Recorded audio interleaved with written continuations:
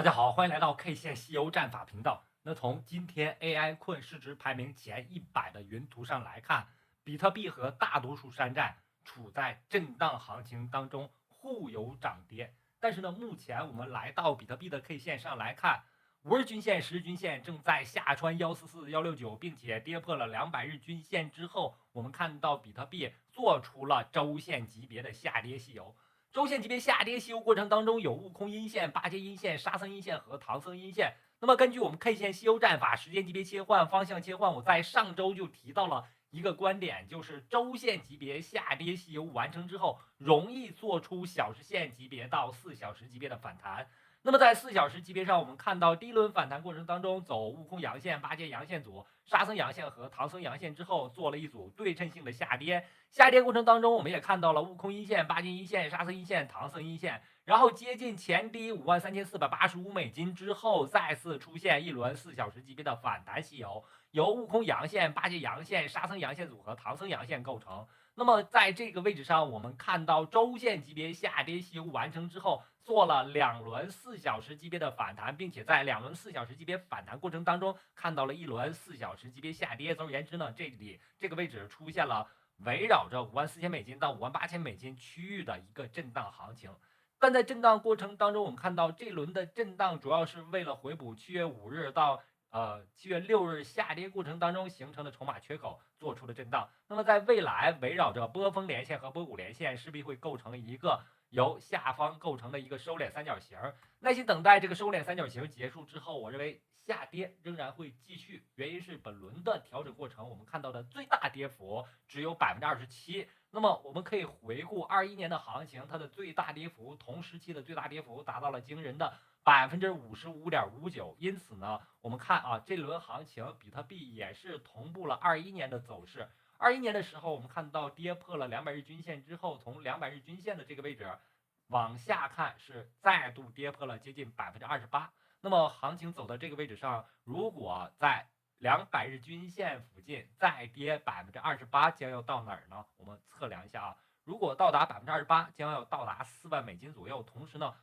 回顾前面行情当中，从23年12月份这里形成了一个收敛三角形。那么通过连接收敛三角形、波谷连线和波峰连线，可以看到位于上方$47,000附近构成了一个支撑带。这也是本轮行情极限下跌之后可能会遇到的比较重要的支撑。那么如果到达$47,000附近，那么高点73777到$47,000，它的跌幅将会达到36%左右。因此呢，当前行情跌了27%，从高点到低点$53,533跌了27%，但是呢，没有到达我们预期的位置。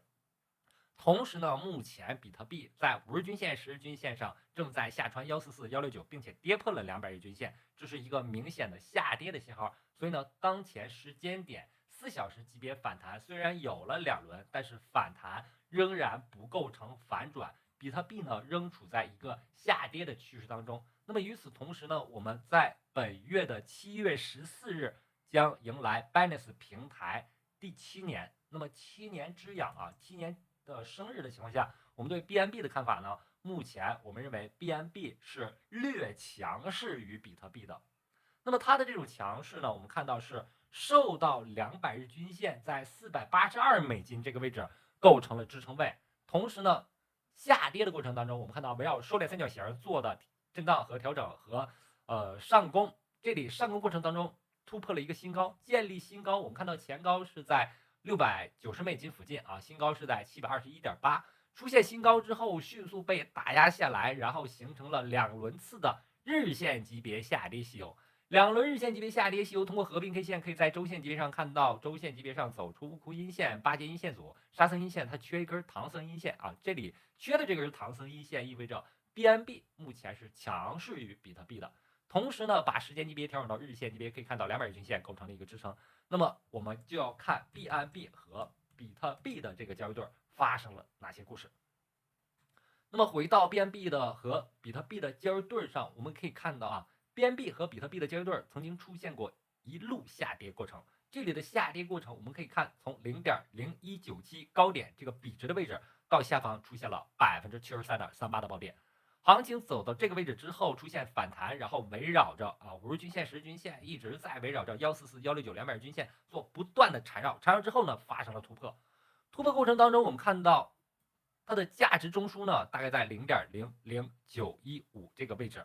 然后呢围绕这个位置做反复的震荡。震荡过程当中，我们发现 BNB 和比特币的交易对逐渐走强。这里的走强过程，我们在日线级别上可以看到，日线级别 BNB 和比特币的交易对50日均线、10日均线已经上穿了 BNB 和比特币交易对的144日均线、169日均线、200日均线这个位置上，事实上发动了突破。突破之后呢，目前是在缠绕阶段，耐心等待它调整结束之后，我认为在 Binance 平台7年之痒之后，也就是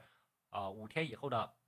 7月14日之后呢 ，BNB 会继续走强。调整之后这轮相对来说牛回头的行情走完之后 ，BNB 势必会要强势于比特币。那么如果 BNB 走出强势于比特币的节奏，我们再重新回到 BNB 对 USDT 的价格上来。我们回到这个交易对，可以看到本轮行情在周线这个角度上来看BNB 和比特币的交易对形成了一个下跌的收敛三角形。那么这个下跌的收敛三角形在周线级别接近近焦点的这个区上发动了反攻。反攻过程 ，BNB 和 USDT 的交易对始终处于上行过程。我们看到有一轮周线级别上涨息优出现，然后在高位形成日线收敛三角形调整之后呢，就形成了目前从$721到低点$457的一个快速下杀过程。那即使这样，我们也在周线级别和日线级别上两个维度上看到 BNB 它属于一个上涨趋势，并且出现了新高。因此呢，伴随比特币的调整之后 ，BNB 势必会走出强势。那么当前的收敛三角形再往下走，跌破200日均线，特别是跌破$480之后的200日均线，我认为属于 BNB 本轮牛市行情的黄金坑的位置所以呢，建议跌破$480之后是可以逐渐进行抄底的。同时呢，本轮最强势币种 SOL 在这轮行情当中有10倍以上的涨幅。那么本轮行情的调整，我们可以看到前面行情形成收敛三角形，跌破之后呢反复震荡，并且呢也同步了 BNB围绕200日均线做争夺战。同时呢，我们可以画出最近的刚刚形成的这个收敛动作。那么这个收敛动作呢是方向偏下的三角形。那么方向偏下，并且它是一个窄的收敛三角形。那再往下走呢，我认为也会同步比特币跌破200日均线。那么再往下走，就会接近近焦点的这个区域。我们可以看到近焦点区域它的价格中枢呢，大概是在$125附近。那么这个位置也是属于强势币种 SOL 的一个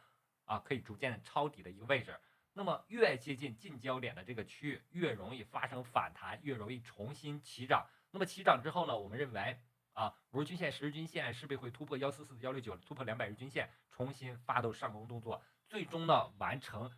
属于 SOL 牛回头之后的发展性的行情。那么对于比特币来说，也不用过度担心，我们只是在结构上找出了位于$48,000、$47,000这附近的一个支撑位，即使发生快速下跌之后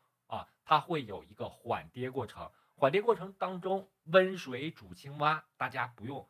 过度担心了，因为急跌这个牛市当中急跌不可怕最可怕的是缓跌过程。但是缓跌已经慢悠着下跌的情况下不用过度担心了。一旦形成类似刚才我们提到的 SOL 的这种窄幅下跌的收敛三角势必会在收敛三角形的近焦点发动上攻。特别是今年10月份将会迎来比特币月